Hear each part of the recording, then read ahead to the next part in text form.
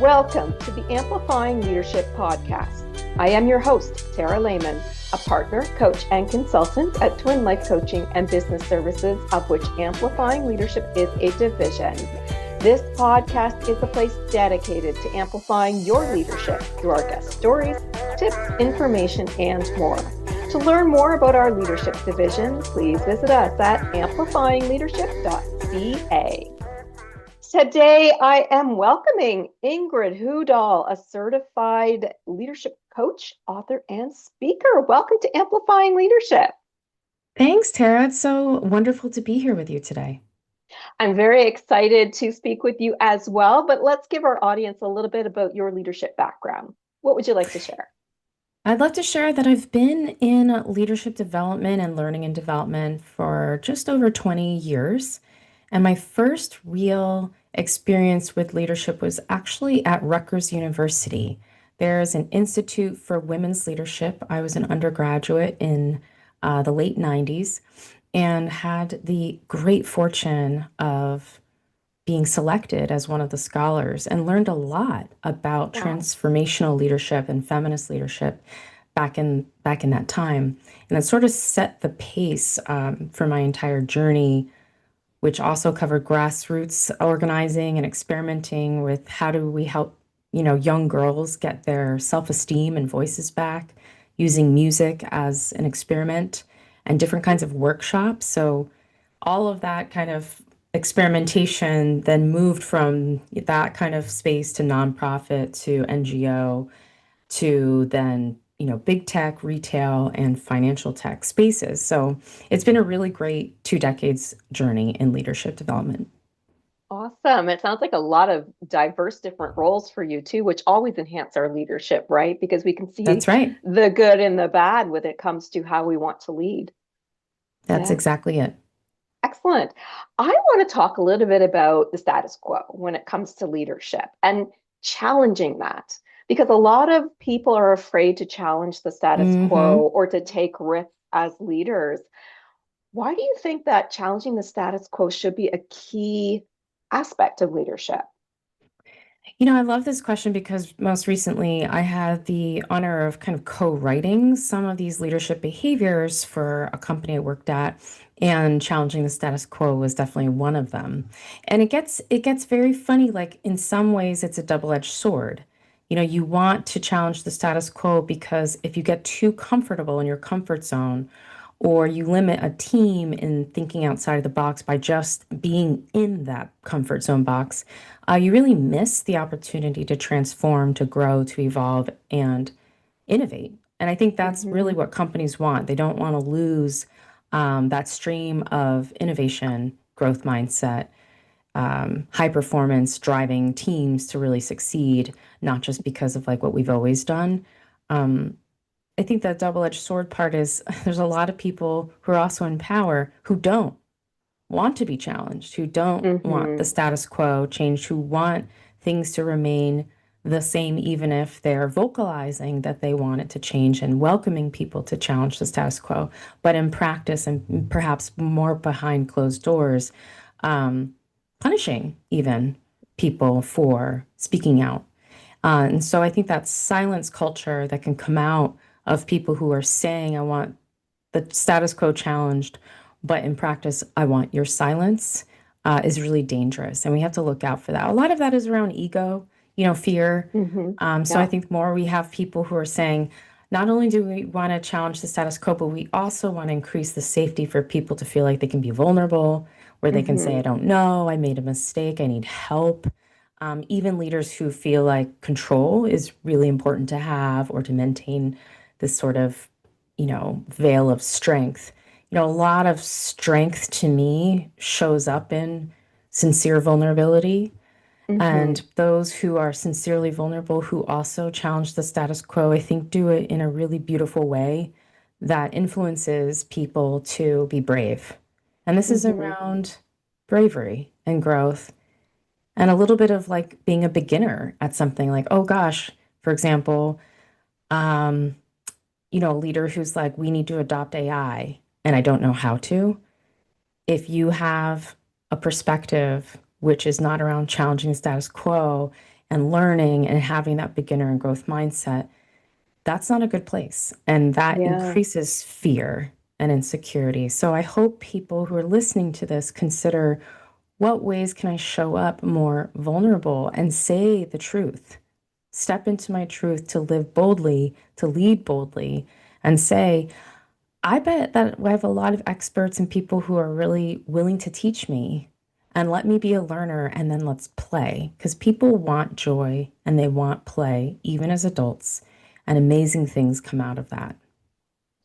Oh, yes, I agree. I think we need to be vulnerable as leaders so that we can grow, right? It's about, we don't have to know everything because we've got people around to share that and help us learn. And maybe your employee is the best AI person out there and your Yeah, company has to learn about AI. Well, why not let them help you understand this?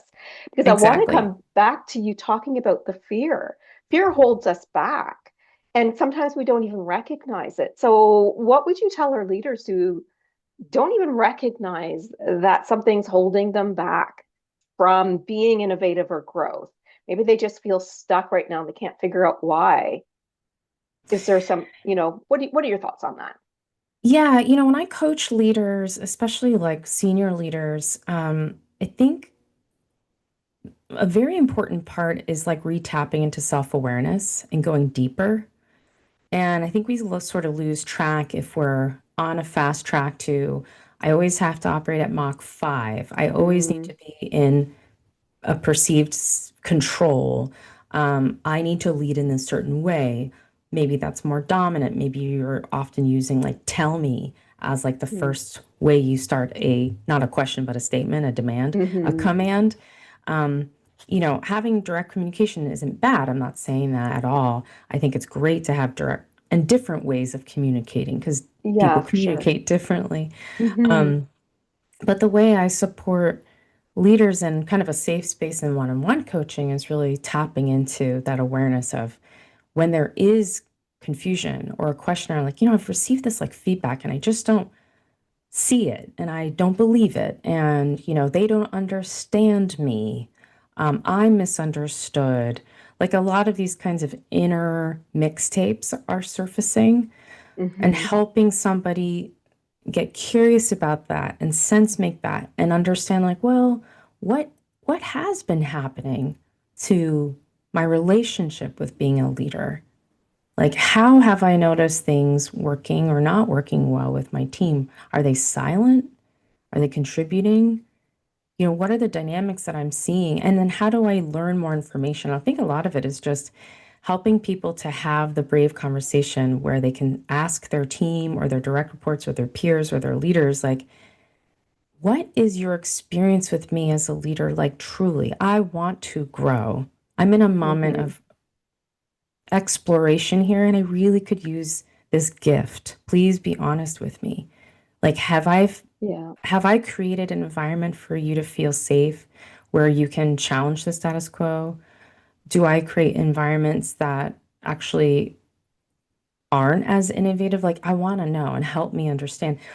I find that when people get more information, because I've been there, I've been the leader who received information from feedback and been like, what is this? I And think when everybody has who's a I know, leader. right? Right. Like, I think it's this person who said that, and you're Yeah. usually wrong. Um, and then being able to see the truth and see, oh, yeah, when I show up believing I need to perform in this fictitious way that I picture a female leader who's climbing the ladder needs to be, it's ego driven. It's around showing up strong, a warrior. But my ego is also terrified of showing up as weak, doesn't Hmm. ever want to be seen as a martyr. And so those two things get in my way. And I see it in the feedback. And then I learned to involve my team in my growth journey. And they were like, yeah, we don't feel like you show up truly vulnerable. I'm like, Hmm. what do you mean? I'm always like showing up in this way. I'm curious about what's going on. Like, but you don't share when you are having a hard time. And when I started kind of unlearning how to be a leader and relearning how to be a leader. A lot of it also was about listening. Mm-hmm. And I learned that when you go Mach 5 and when you're driving with eco and you're trying to manage a team and perform what success looks like, you lose the depth of truly listening to people. So I Yes. find now is the strength leaders need right now the most, especially with so much change and so many unknowns, is to slow down. You have the power Yes. to slow things down for you and your team. Yeah. And it's a really good point. When we're trying to slow down, it's a great time to do a self-reflection. I'm also an advocate for that with my clients. Like, let's take a look, like, do a self-reflection. Even if it's about your team, it could be my team isn't communicating with me. Okay, why is that? Which can go Mm. back to the feedback, which I think we should talk about because soliciting feedback is extremely hard for a lot of people. It's not Yeah. normal for them, right? It feels really, really uncomfortable. What would you say to a leader who has never done that before? They've never said, "Hey, how am I Mm. doing as a leader?" Are some baby steps that they can take to start to grow that rather than just maybe they're too afraid to just come out and say, "Hey, everybody, I want your Mm. feedback," because the team may not be willing to do anything with that, right? So, what could Yeah. be some of those baby steps for them? One step would be to engage a trusted peer. Hopefully, every person listening has at least one peer. So they're same level who they can connect with, who they feel an affinity or trust with, and to share vulnerably, like, hey, I'm realizing I need feedback and I'm struggling with how to even ask. Could I start with you? And could I ask you for your honest opinion? Like when I show up, like let's look at that meeting from yesterday. When I showed up with our joint leader, what feedback would you give me about my leadership success, my approach, my influence? Like what would you say? Like if you think there's one thing I really need to hear that would help me in my career, could you tell me what that is? Even if it would hurt my feelings. Like, please Mm-hmm. don't let that be a deterrent in sharing candidly with me. I'm asking you this for help. Like, I Mm-hmm. think we need to be really vulnerable with a peer. And I think with a team, like, you could say similar, like, look, I know I'm realizing that I haven't asked you all for feedback, and I'm on a growth journey in this very moment, deeply looking at how I am as a leader. And I wanted to learn from you. And whether you are willing to share that with me in a group setting, one on one, in writing. So it's like all the different styles that people like to Mm-hmm. Yeah. communicate. Or a leader, last idea is for them to just share like an anonymous survey, like their own, Mm-hmm. not waiting for an annual, like, kind of management survey, but definitely looking at what are those questions that are being asked about you as a manager, Mm-hmm. right? And Yeah. just kind of being like, hey, I'm trying to do a gut check here. This is totally anonymous. Please be candid. I really want to understand where I'm falling short and what opportunities I have to be a more effective manager. Mm-hmm. And I think one question somebody could put in this anonymous survey too is like, what management or leadership styles really worked for you in the past?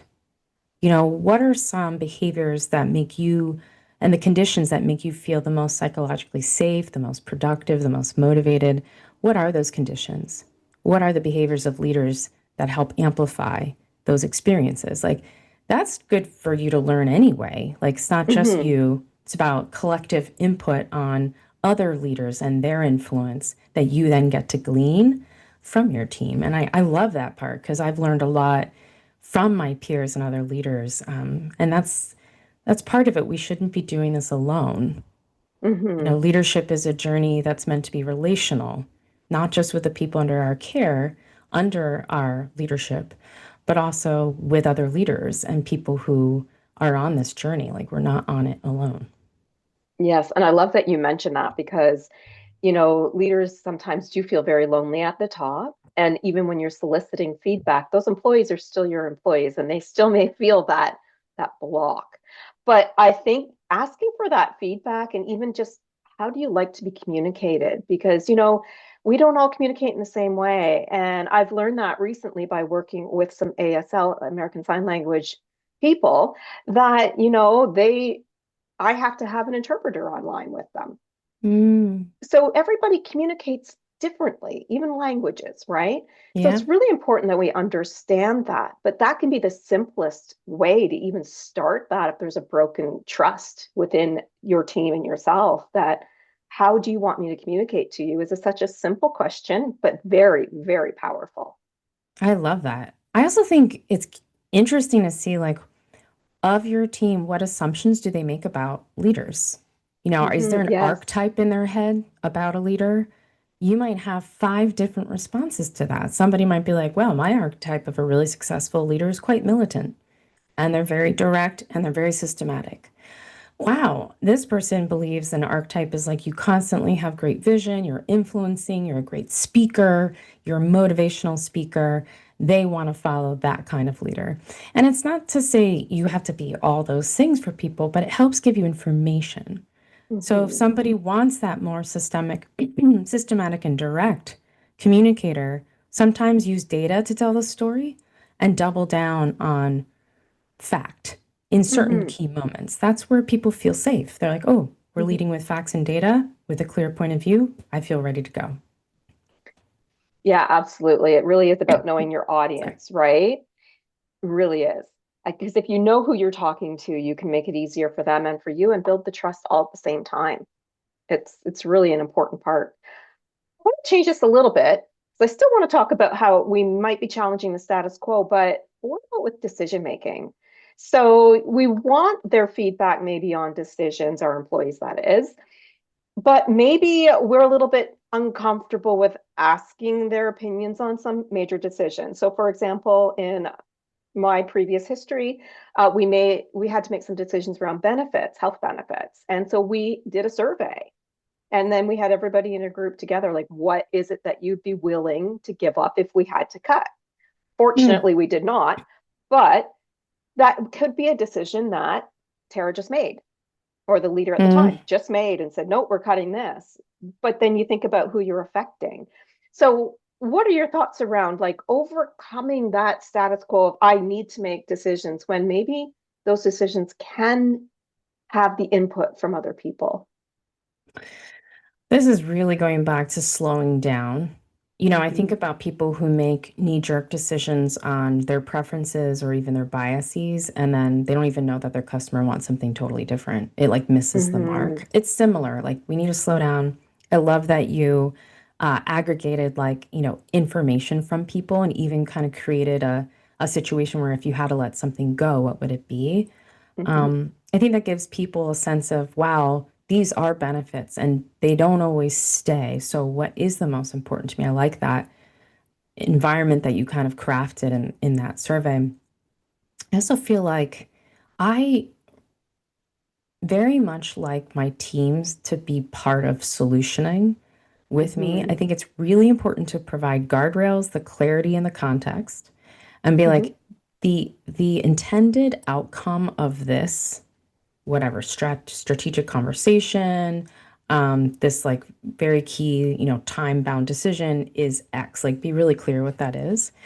And Mm-hmm. I want to hear from everybody's input, whether I'm hearing it or you're sending it as a note, like in during the meeting, and I will read it out loud. Ultimately, we are going to come to an agreement with a decision and move forward. And that means like maybe it's not necessarily like we all agree, but I've considered Mm-hmm. all of your input. And once the decision has been made, we move forward together. Mm-hmm. Yeah. So I find that the more that that happens in practice, the faster this becomes. And people are like, okay, I had my input. I feel heard. I know Ingrid values my opinion, my expertise. And ultimately, when the decision is made, we all rally and rely on one another to move this forward.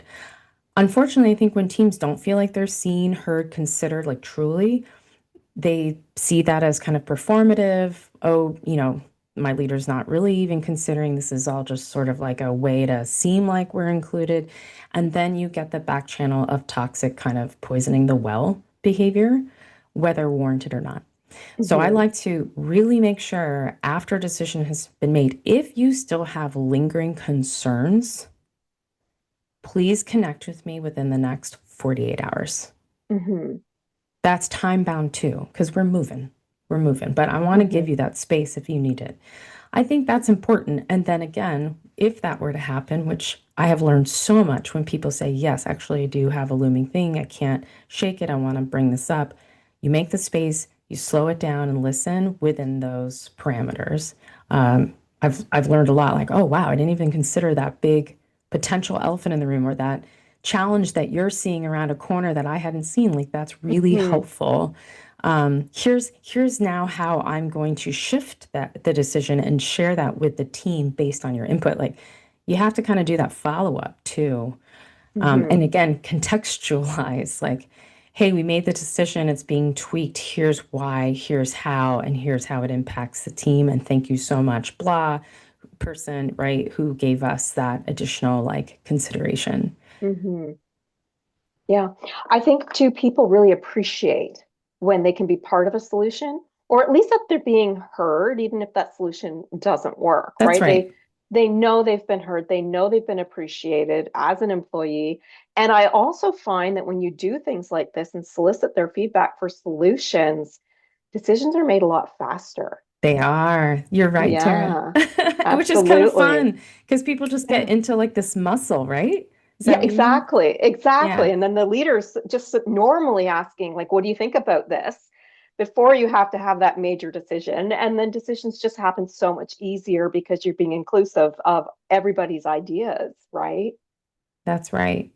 Excellent. So I have a question around perfectionism for you because a lot of leaders who are afraid to challenge that status quo are afraid of taking risk because things may not turn out perfect. And I always say Oh my perfection should goodness. not exist. That word perfect should not be in the dictionary because we're not, No, right? But just give us a couple strategies or tips of how can I overcome that perfectionism side of me if I'm trying to move forward and take risks. that's such a great question. And yes, you're right. Perfectionism is toxic to oneself and it is very lonely. It's about you and yourself, not you in relation with others. Hmm. Not really. At the heart of it is about like mean girling yourself into control and then berating yourself for not having done something perfect. So it's not nice. It's mean, Hmm. and I think it's borderline even self-abuse. I think perfectionism is just not healthy. And what I've learned is kind of having a lighthearted side towards perfectionism and diminishing its power of control, you know, when you feel like, oh God, I could have done that better. Oh, I had a typo in that email, kind of allowing yourself to sort of laugh about it. And if people Hmm. are really being hard on you for that, like I've had bosses who've gaslit me, who've made it about me, who threw me under the bus. I was shocked that that actually can happen. It Hmm. does, It does, unfortunately. yes. And it often, I think, does happen to women, Hmm. unfortunately, and women of color, unfortunately, too. Hmm. But for me, the way I model it is to say, because my team makes mistakes too. Like we all have We all fallibility. make mistakes. Yeah. Yeah. And I think it's what's beautiful about them is like recognize them, almost laugh about them if you can, right? And just be like, yes, that's very human. Now, what would you like to do collectively to solve this? You know, what solutions do you want to do to solve this? I even think with my own experience is to say every time I really don't know something, to just say, I don't know. What do you think? Hmm. I Because love that. that standard of you have to know is kind of sort of like hanging out with perfectionism a little Hmm. and control and like I have to be the one who knows. No, you don't. That's why You you hire really don't. smart people. Hopefully they're smarter Exactly. than you, right? They're the ones informing you and then you are kind of responsible for Hmm. making this, but you also are the person who has the risk. And Hmm. if you as a leader have risked now the wrong decision or innovation, it's up to you to then figure out how to bring the team into the right alignment in a way that doesn't freak them out. I Hmm. think that's part of it is leaders are maybe latching boundaries with their team. And maybe this happens too with the status quo, like, oh, let's not totally push, let's not totally Hmm. challenge, let's like be a little bit safe. It's similar where it's like, You want people to be involved and invested and to know, but there are moments where it's your job to get in the room and make the call to ensure that that team doesn't have to deal with that fallout. That's Yeah. not part of their job, it's your job. So Mm-hmm. I think there's a delicacy on what you let the team in on or like get into the ring with you and not. And that is really important, like really important. And when it's time to challenge the status quo, I think it's also important to show the team. There are moments where I've challenged the status quo and it's been public in Mm-hmm. the environment. And the team's like, oh my God, Ingrid, I can't believe you said that. That was great. And it's like, well, also, not only am I willing to take that risk in front of a big group of people, potentially be seen not in a great way with leaders, which also has happened in my past, it models to the team that I want them to feel confident that they can speak up Mm-hmm. no Yeah. matter And take what, their own even if risk. it's challenging me. Yeah, exactly. Yeah. Yeah. And I mean, I do want to come back to one little point is that we are human. So there shouldn't be an expectation of perfectionism, even from our managers or leaders. We're humans, we're going to make mistakes. I'm sure there's nobody listening to us today who can tell me I've never made a mistake. We all have, right? It's okay. And sometimes those risks, they don't always turn out perfectly. That's okay too, right? That's right. That's right. I Yeah. love making mistakes because it reminds me how human I am and Mm-hmm. how laughable those moments are. You have to make joy come out even in these moments where you're like, oh gosh, whoops, Yeah, that was absolutely. so. And because most of the times you can solve them. And what is really the thing that lingers is ego or somebody else's Mm-hmm. ego that's like placed over Yeah. your own.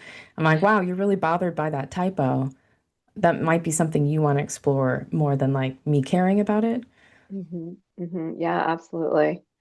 This has been a fantastic conversation. I'm wondering, do you have like a key tip or takeaway for those listening today? Yes, I would say look for the levers in your work to slow down because you are the one in the seat to do it and to model it to Hmm. others. So, where in your week can you slow down?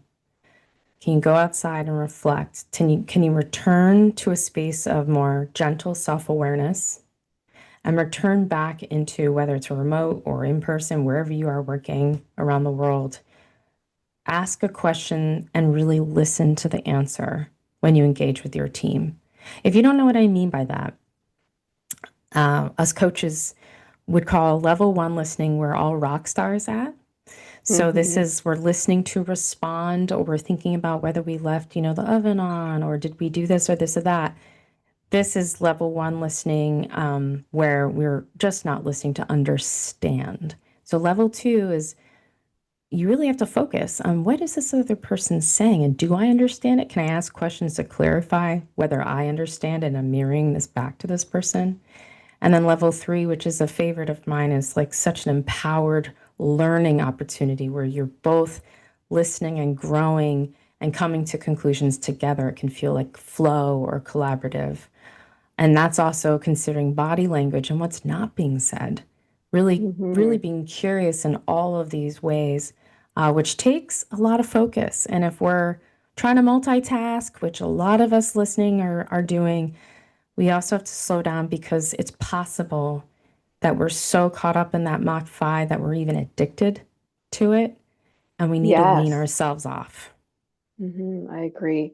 And listening is a muscle that has to be worked. You can't just learn how to do it and then forget about it. That's right. You literally have to work towards listening and really being present for the person talking.